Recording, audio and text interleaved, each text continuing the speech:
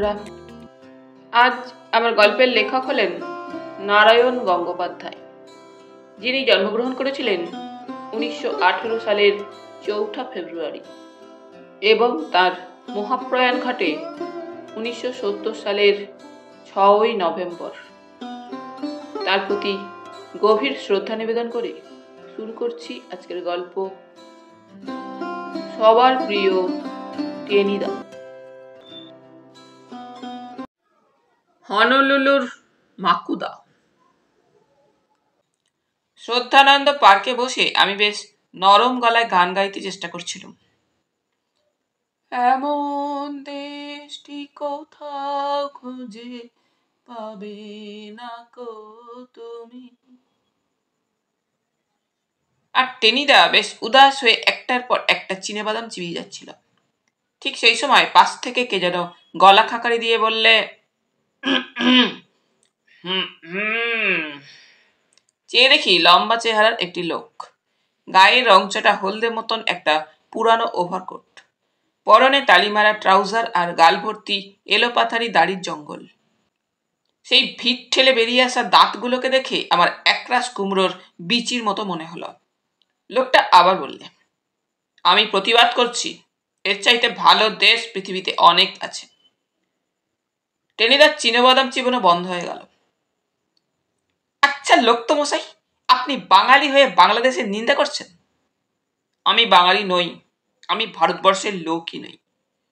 তবে কি বাঙাল না পাকিস্তানি? না, আমি হনলুলুর লোক। হনলুলু?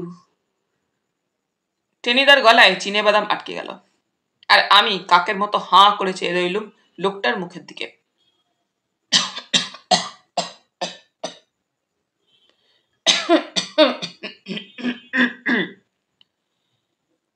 বার কয়েক কেসে টেসে টেনিদার সামনে নিলে, তারপর বললে, জালিয়াতির আর জায়গা পাননি স্যার।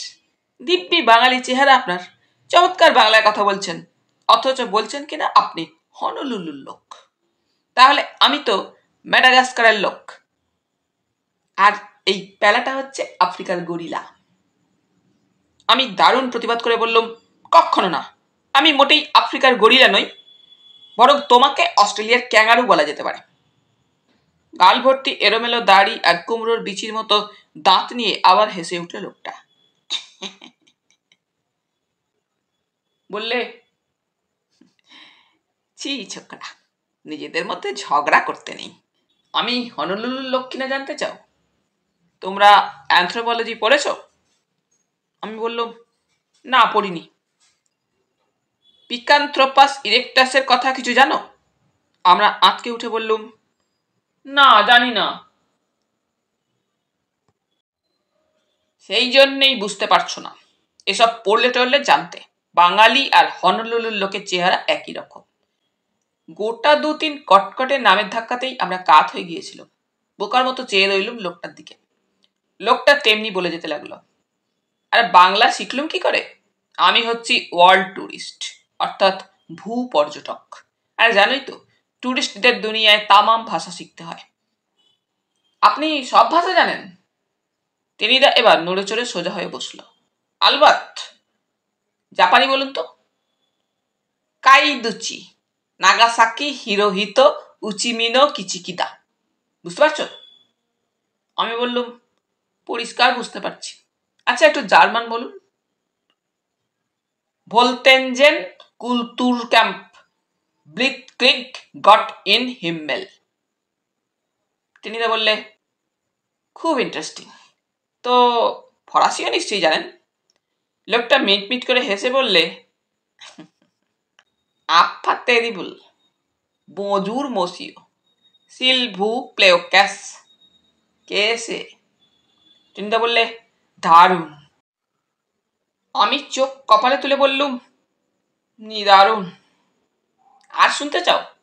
না স্যার, এতেই দম আটকে আসছে। আপনার নামটা জানতে পারি? আমার নাম প্যাকাদিনি বেনিহেতো আসপারগাস ডি প্রভান্ডিস। কি সর্বনাশ! লোকটা তালিমারা ট্রাউজারের পকেটে হাত পুরে বেশ কায়দা করে শীষ দিলে একটা। বললে, আমাদের হনলুলুর নাম একটু লম্বাই হয়, তোমাদের বাঙালি নামেই বা কিসে কম? এই তো একটু আগেই এক ভদ্রলোকের সঙ্গে আলাপ হলো, তার নাম নিত্যরঞ্জন দত্ত রায় চৌধুরী। তিনি তার মাথা চুলকে বলল, ও যেতে দিন স্যার, কাটাকাটি হয়ে গেল, কিন্তু অত বড় নামে তো আপনাকে ডাকা যাবে না, একটু শর্টকাট করতে পারলে। আচ্ছা আচ্ছা, ম্যাকাদিনি বলো, তোমাদের বাংলা মতে ম্যাকুবাবুও বলতে পারো। আমি বললুম, মাকু বললে হয় না? তাও হয়। লোকটা একগাল হাসলো। মাকুদাই বরং বলো। তা মাকুদা, আপনি কিন্তু আমাদের প্রাণে বড্ড ব্যথা দিয়েছেন। মাকুদা বললে, দিয়েছি নাকি? গট ইন হিম্মেল, কখন দিলুম? একটু আগেই পেলা গান গাইছিল, এমন দেশটি কোথাও খুঁজে পাবে না কো তুমি। আপনি ফস করে বলে বসলেন আপনি তার প্রতিবাদ করছেন। মাকুদা আমাদের পাশে বসে পড়লে এতক্ষণে। তালিমারা ট্রাউজারের পকেট থেকে একটা বিড়ি বের করে সেটা ধরিয়ে নিলে, তারপর বললে, আফা টেরিবল, মানে আমি খুব দুঃখিত। মাত্র 3 দিন আগেই আমি জাপান থেকে এসেছি কিনা, সেখানে যে আদর পেয়েছি তার কথা যখনই মনে পড়ছে তখনই ভাবছি হিরিসুমা কুচিকিদো, অর্থাৎ কিনা আহা সে স্বর্গ। তাই নাকি? কি আর বলবো তোমাদের। এলোমেলো দাড়িতে ভর্তি গালটাকে ছোচলো করে নিয়ে মাকুদা চোঁ করে বিড়িতে একটা টান দিলে।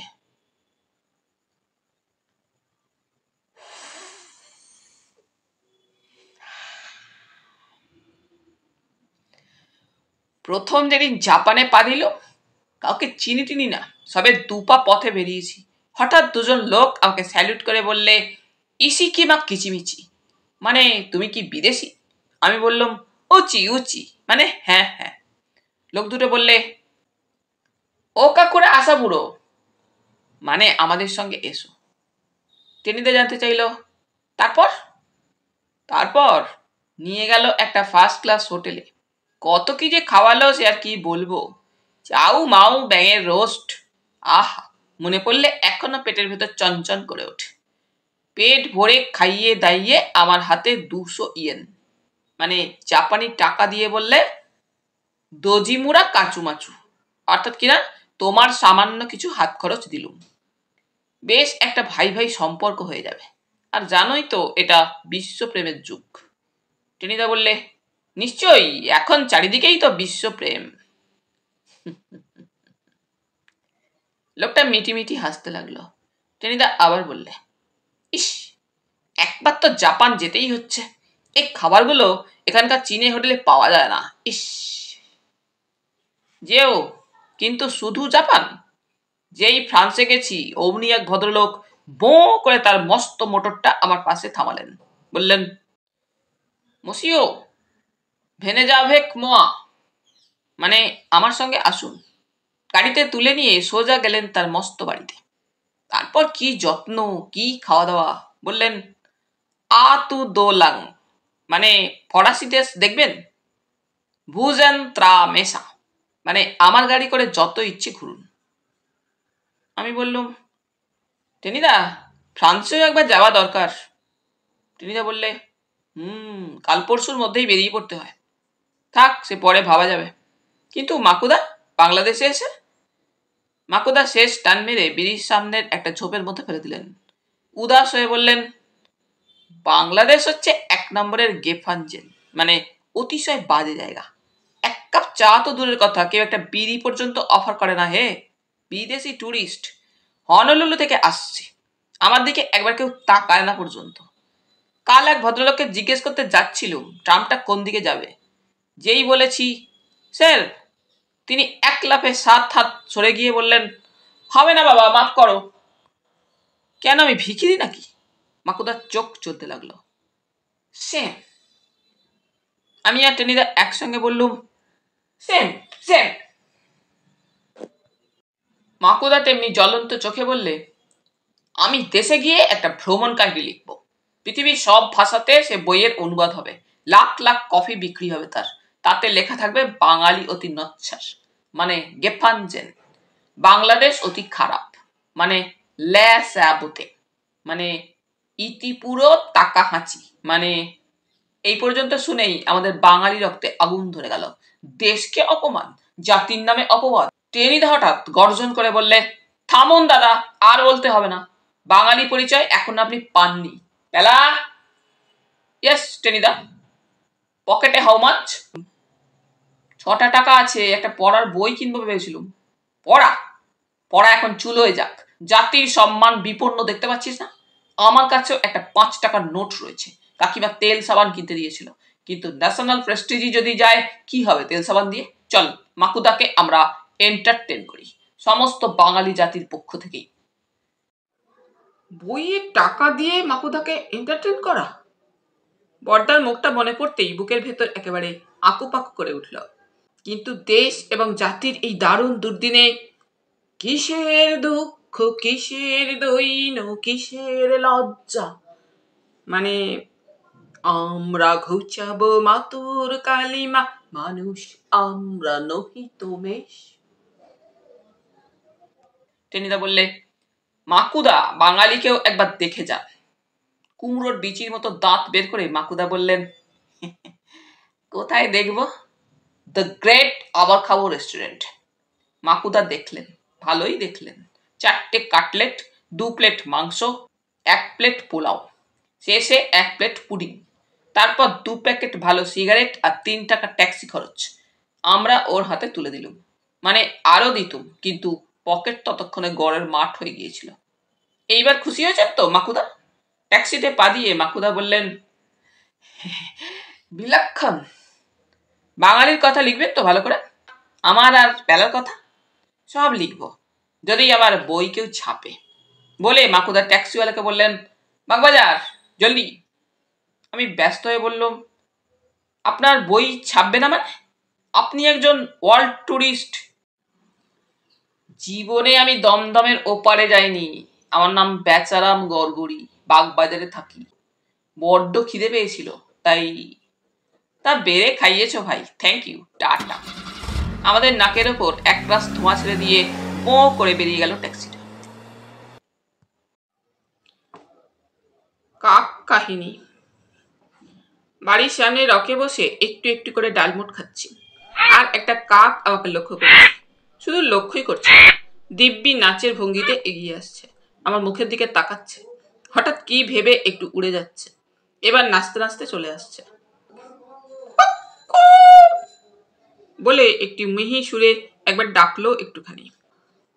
ঠোঙাটা শেষ করে আমি ওর দিকে ছুঁড়ে দিলুম, বললুম, যা ছুচো পালা। আর ঠিক তক্ষুনি আমাদের পটল ডাঙা টেনিদা এসে হাজির। কাকটা ততক্ষণে ঠোঙা মুখে নিয়ে উধাও হয়েছে। টেনিদা ধপাত করে আমার পাশে বসে পড়ল, মোটা গলায় জিজ্ঞেস করলো, তুই কাকটাকে ছুঁচো বললি নাকি? বললুম, বই কি, বলিসনি, কখনো বলিসনি। ওদের ওতে খুব অপমান হয়। অপমান হয় তো বই গেল আমার। আমি বিরক্ত হয়ে বললুম, কাকের মতো এমন নচ্ছার, এমন বিশ্ব বখাটে জীব দুনিয়ায় আর দুটো নেই। বলতে নেই রে পেলা, কাকেদের ওসব কথা বলতে নেই। টেনিদার গলা কেমন যেন উদাস উদাস হয়ে গেল। তুই তো জানিস নে ওরা কত মহৎ, কত উদাস। তোদের কত বায়ানাক্কা, এটা খাবো না, ওটা খাবো না, সেটা খেতে বিচ্ছিরি। কিন্তু কাকেদের দিকে তাকিয়ে দেখ, যা দিচ্ছিস তাই খাচ্ছে, যা দিচ্ছিস না তাও খেয়ে নিচ্ছে। কিচ্ছুতে নাটি নেই। একবার চিন্তা করে দেখ পেলা, মন কত দরাজ হলে। আমি বললুম, থামো, কাকের হয়ে তোমাকে আর ওকালতি করতে হবে না, আমি যাচ্ছি। টেনিদা অমনি তার লম্বা হাতখানা বাড়িয়ে ট্যাঁক করে ধরে ফেললো আমাকে। বললে, যাবি কোথায়? হতচ্ছাড়া হাবুল সেনের বাড়িতে গিয়ে আড্ডা দিবি, নইলে ক্যাবলার ওখানে গিয়ে ক্যারাম খেলবি, এই তো? খবরদার, চুপ করে বসে থাক। আজ আমি তোকে কাক সম্পর্কে জ্ঞান, মানে সাধু ভাষায় আলোকদান করতে চাই। অগত্যা বসে যেতে হলো। টেনিদার পাল্লায় একবার পড়লে সহজে আর নিস্তার নেই। টেনিদা খুব গম্ভীর হয়ে কিছুক্ষণ নাক টাক চুলকে নিলে, তারপর বললে, আমার মোক্ষদা মাসিকে চিনিস? বললুম, না। না চিনে ভালোই করেছিস। যাকে, মোক্ষদা মাসি তো তেলিনি পাড়ায় থাকে। মাসির আর সব ভালো বুঝলি, কিন্তু এন তার তিলের নাড়ু তৈরি করে, আর কেউ গেলেই তাকে খেতে দেয়। সে তো বেশ কথা। আমি শুনে অত্যন্ত উৎসাহ বোধ করলুম। তিলের নাড়ু খেতে তো ভালোই ভালোই। টেনিদা মুখটাকে বেগুন ভাজার মতো করে বললে, মোক্ষদা মাসির নাড়ু একবার খেলে বুঝতে পারতিস। কি করে যে বানায় তা একমাত্র মাসিই বলতে পারে।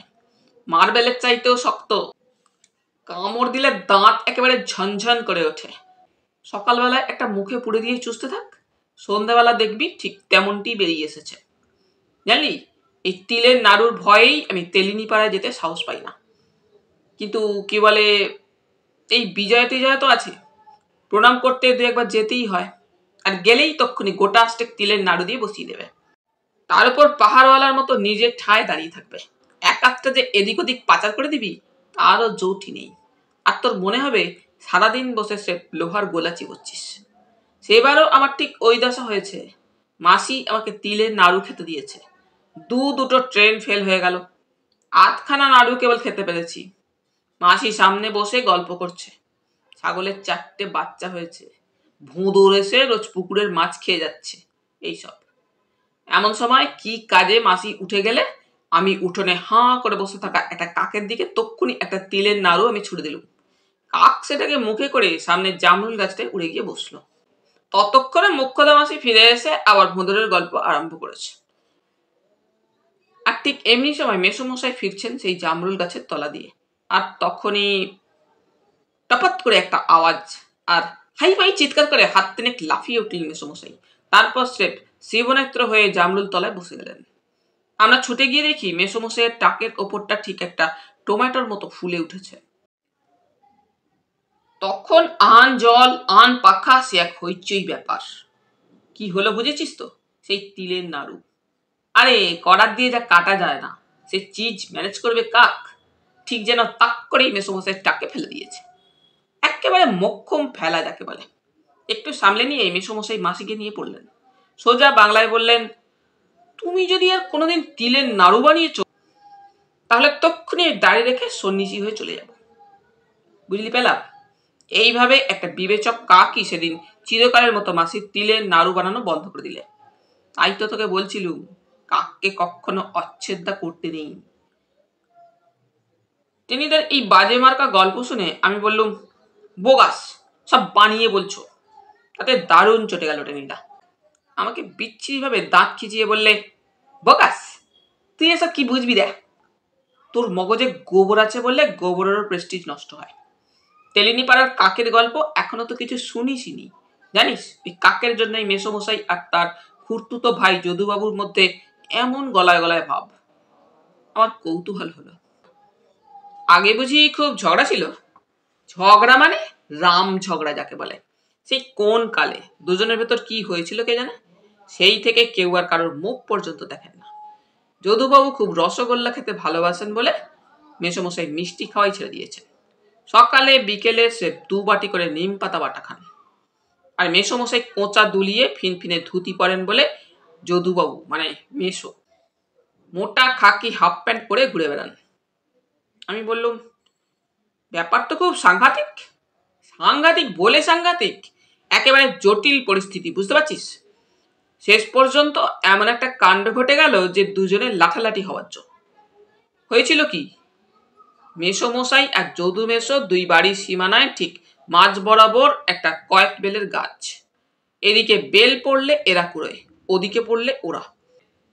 একদিন সেই গাছে কোত্থেকে একটা চাঁদিয়াল ঘুড়ি এসে লটকে গেল। যদু মেসোর ছেলে পল্টন তো তক্ষুনি কাঠবেড়ালির মতো গাছে উঠে পড়েছে। খেয়াল করেনি যে গাছে কাকের বাসা, নতুন বাচ্চা হয়েছে তাদের। পল্টনকে দেখেই তারা খ্যা খ্যা করে তেড়ে এলো। পল্টন হাঁ হাঁ করে উঠবার আগেই তাকে গোটা 10 রাম ঠক্কর। চাঁদিয়াল ঘুড়ি মাথায় উঠল। বাবারে মারে বলতে বলতে পল্টন গাছ থেকে কাটা কুমড়োর মতো ধাপাত। ভাগ্যিস গাছের নিচে যদু মশাইয়ের একটা খড়ের গাদা ছিল। সে যাত্রা তাতে পড়ে বেঁচে গেল পল্টন, নইলে হাত পা আর আস্ত থাকতো না। মনে রাগ থাকলে জানিস তো, বাতাসের গলায় দড়ি দিয়েও ঝগড়া পাকানো যায়। পল্টন ভ্যাঁ ভ্যাঁ করে কাঁদতে কাঁদতে ছুটলো বাড়ির দিকে, আর লাফাতে লাফাতে বেরিয়ে এলো যদু মেসো। রাগ হলে তার মুখ দিয়ে হিন্দি বেরোয়। চিৎকার করে তিনি বলতে লাগলেন, এই তোমরা কাক্কা হে হামারা ছেলেকে ঠুকরাই দিয়া। মেসোমশাই এবার ছাড়বেন কেন? তিনিও চেঁচিয়ে বলতে লাগলেন, वो काग हमारा नहीं तुम्हारा है, তুমি उसका পুষা है, তুমি পুষা है, तुम পুষা है। শেষে দুজনেই তাল ঠুকে বললেন আচ্ছা আচ্ছা দেখ লেঙ্গা। ওরা আর কি দেখবেন, মজা দেখতে লাগলো কাকেরাই। মানে নতুন বাচ্চা হয়েছে, তাদের দুটো ভালো মন্দ খাওয়াতে কোন বাপমার ইচ্ছে হয় না তুই বল। তার উপরে কাকের ছা, রাত্রি দিন হাঁ করেই রয়েছে। তাদের রাক্ষসে পেট ভরানোই কি চারটিখানি কথা। কাজেই পোকামাকড়ে আর সানায় না, বাধ্য হয়ে কি বলে যেন না বলিয়া পরের দ্রব্য গ্রহণ করতে হয় তাদের। ধর সারা সকাল খেটে খুঁটে মোক্ষদামাসি একতলা বড়ি দিয়েছেন, কাকেরা এসে 5 মিনিটে তার 3/4 ভ্যানিশ করে দিলে। এদিকে আবার যদুমেশর মেয়ে মানে আমার বুচিদি মাছ কুটে পুকুরে ধুতে যাচ্ছে, ঝপাট ঝপাট খান 2 মাছ তুলে নিয়ে চম্পট। কাজেই ঝগড়াটা বেশ পাকিয়ে উঠল। কাক নিশ্চিন্তে কাজ গুছিয়ে যাচ্ছে, আর 2 মেশো সমানে ওকে শাসাচ্ছেন, দেখ লেঙ্গা দেখ লেঙ্গা। শেষে আবার রিয়াল মেসোমশাই ভাবলেন একবার সরেজমিনে তদন্ত করা যাক। মানে কয়েকবেল গাছের যে ডালে কাকের বাসা সেটা তার দিকে না যদুমেশোর দিকে। গুটি গুটি গিয়ে মেসোমশাই যেই গাছতলায় দাঁড়িয়েছে ব্যাস অমনি খা খা করে আওয়াজ, আর টকাস টকাস। মেসোমশাইয়ের মাথায় টাক আছে, আগেই বলেছি। সেখানে কয়েকটা ঠক্কর পড়তেই ঊর্ধ্বশ্বাসে ছুটে পালালেন তিনি, আর চিৎকার করে বলতে লাগলেন কিস কাক, এক্ষুনি আমি বুঝতে পারা হ্যাঁ। ওদিকে যদুমেশো ভেবেছেন কাকের বাসাটা কার দিকে পড়েছে, দেখে আসি। যদুমেশোর রোগা আর চটপটে, তাই হাফ প্যান্ট পরেন। তিনি সোজা গাছে উঠতে লেগে গেলেন। যেই একটুখানি উঠেছেন অমনি কাকাদের আক্রমণ, মেরে ফেললে বলে যদুমেশো খড়ের গাদায় পড়ে গেলেন, আর চেঁচিয়ে বললেন কিস কাকা, এক্ষুনি প্রমাণ হো গিয়া। মেসোমশাই তো সোজা গিয়ে থানায় হাজির। দারোগাকে বললেন যদু চাটুর্যের পেট ক্রো আমার ফ্যামিলিকে ঠোকরাচ্ছে, আমার সম্পত্তি নষ্ট করে ফেলেছে, আপনি এর বিহিত করুন। পেট ক্রো? কিছু বুঝতে না পেরে দারোগা একটা বিষম খেলেন।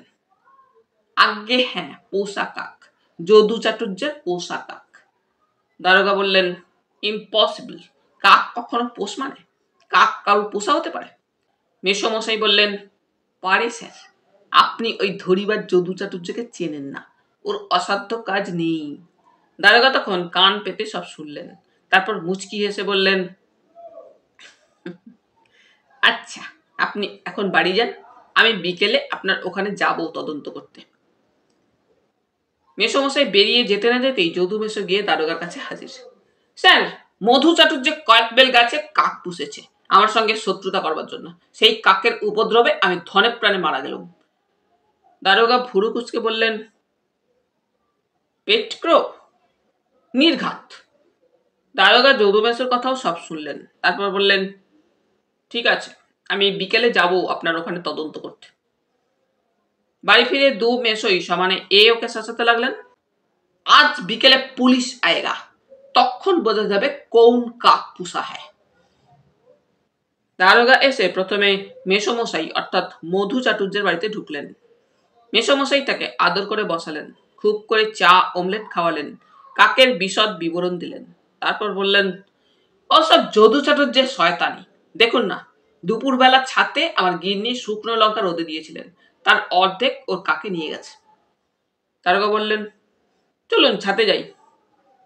কিন্তু ছাতে যেতেই দেখা গেল তার এক কোণে ছোট্ট একটা রূপোর ঝিনুক চিকচিক করছে। দারোগা সেটা কুড়িয়ে নিয়ে বললেন এই ঝিনুক কার? আপনার বাড়িতে তো কোনো ছেলেপুলে নেই। মোক্ষদামাসি ঝাঁ করে বলে ফেললেন ওটা ঠাকুরপোর ছেলে লোটনের, মুখ পড়া কাক নিয়ে এসেছে। শুনেই দারোগা তেলে বেগুনে জ্বলে উঠলেন, বটে, ও বাড়ি থেকে রূপোর ঝিনুক এনে আপনার ছাদে ফেলেছে, তবে তো এ কাক আপনারই, দাঁড়ান দেখাচ্ছি আপনাকে।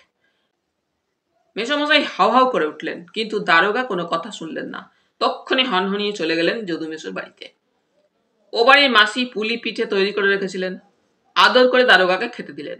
আর সেই ফাঁকে যদুমেশো সবিস্তারে বলে যেতে লাগলেন মধু চাটুর্যের কাকের জ্বালায় তিনি আর তিষ্ঠতে পারছেন না। তক্ষুনি ঠন ঠনাত দারোগার সামনেই যেন আকাশ থেকে একটা চামচে এসে পড়ল। দারোগা বললেন কার চামচে? যদুমেশো বলতে যাচ্ছিলেন আমারই স্যার, কিন্তু পেল্লায় এক ধমকে দারোগা থামিয়ে দিলেন তাকে। বললেন, শাট আপ! আমার সঙ্গে চালাকি? এই চামচ দিয়ে এইমাত্র আমি মধুবাবুর ওখানে ওমলেট খেয়ে এলুম, দেখুন এখনো লেগে রয়েছে। তাহলে কাক তো আপনারই, আপনিই তো তাকে চুরি করতে পাঠান। দাঁড়ান, দেখাচ্ছি। যদুমেশোর দাঁত কপাটি লাগবার উপক্রম। দারোগা হনহনিয়ে চলে গেলেন। তারপর পুলিশ পাঠিয়ে দুই মেশোকেই থানায় নিয়ে গেলেন। সেখানে বলির পাঠার মতো দাঁড়িয়ে রইলেন দুজনে।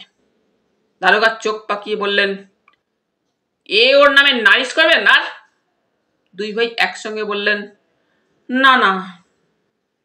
কোনোদিন আর ঝগড়াঝাটি করবেন? না স্যার, কখনো না। তাহলে বলুন, ভাই ভাই এক ঠাঁই। ওরা বললেন, ভাই ভাই এক ঠাঁই। এ ওকে আলিঙ্গন করুন। দুজনে পরস্পরকে জাপটে ধরলেন, প্রাণের দায়েই ধরলেন। আর মোটা মেসোমশাইয়ের চাপে রোগা যদুমেশোর চোখ কপালে উঠে গেল। তারপর থেকে দু ভাই প্রাণের প্রাণ। কি যে ভালোবাসা, সে আর তোকে কি বলবো পেলা। তাই বলছিলুম, কাক অতি মহৎ হৃদয় প্রাণী। পৃথিবীর অনেক ভালো সে করে থাকে, তাকে ছুঁচো টুচো বলতে নেই। গল্প শেষ করে টেনিদা আমাকে দিয়ে 2 আনার আলুর চপ আনালো। একটু ভেঙে যেই মুখে দিয়েছি, অমনি ঝপাট, কাক এসে ঠোঙা থেকে একখানা আলুর চপ তুলে নিয়ে চম্পট। অতি মহৎ হৃদয় প্রাণী, সন্দেহ কি? তাহলে বন্ধুরা, আজ এই পর্যন্তই। গল্প পাঠ তোমাদের ভালো লেগে থাকলে তোমাদের কাছে আবারও অনুরোধ থাকলো, লাইক, শেয়ার এবং সাবস্ক্রাইব করে তোমাদের মূল্যবান মতামত পাঠানোর জন্য। ধন্যবাদ।